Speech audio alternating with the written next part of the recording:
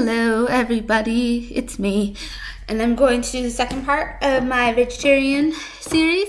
And today I'm just going to be talking about what it means to be a vegetarian and my personal experience with it.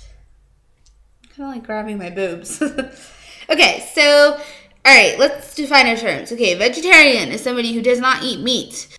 A vegan is somebody who doesn't eat any animal products. This means cheese, milk, yogurt, all that stuff. None of it.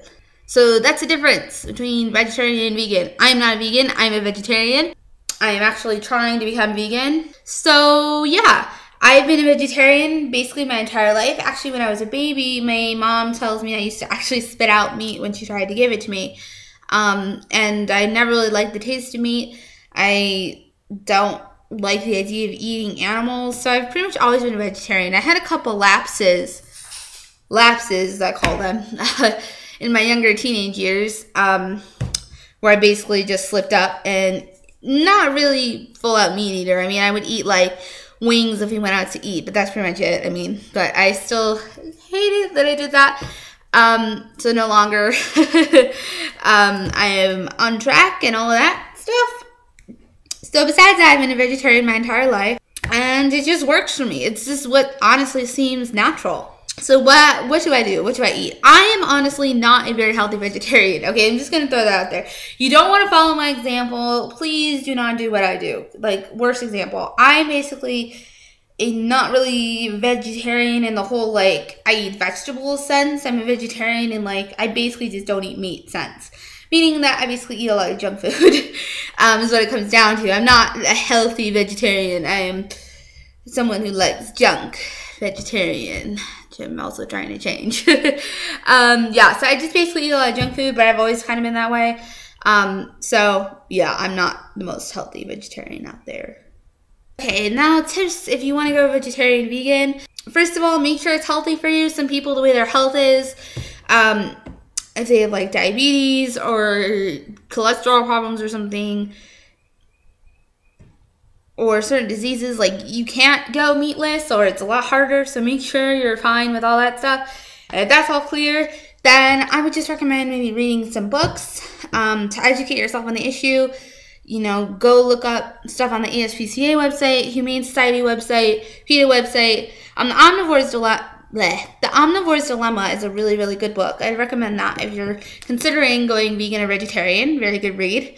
It kind of takes a more rationalistic approach as to why you should be vegetarian. Takes a more philosophical as well as environmental perspective on veganism, vegetarianism versus like just saying, don't eat the animals. In terms of food-wise, I would say just go slowly. You know, cold turkey usually doesn't work. Just slowly start maybe cutting out red meat first, or only eating meat at restaurants, and then, you know, start cutting out chickens and white meats and all of that stuff. And, you know, just gradually do it until eventually you don't even crave meat anymore.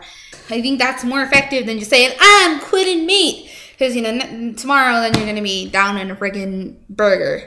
Also, make sure you still do get some protein. Americans overestimate the amount of protein we need on the new food pyramid. It is the food group we need the least amount of, besides oils and fats and that one. You don't need that much protein. You really don't. A serving size of protein is size of your palm. That's it.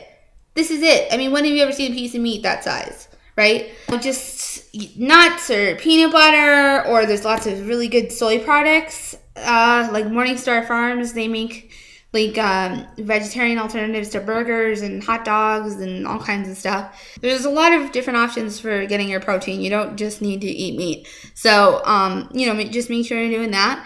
And I think that's all good. You know, just, I would say a very good technique if you're like tempted or something is to like force yourself to go and watch a video, like an undercover investigation video about factory farms, because 90% of your meat comes from there. So chances are if you're going to eat meat, it came from there, a factory farm. Watch it and then guilt yourself into not eating the meat and say, I'm not doing this. Bitch, I won't be controlled. Okay, those are my tips for going vegan, vegetarian, whatever. If you have any questions or like additional tips or whatever, feel free to comment. And I guess that's it. So I will see you guys next video. Peace out.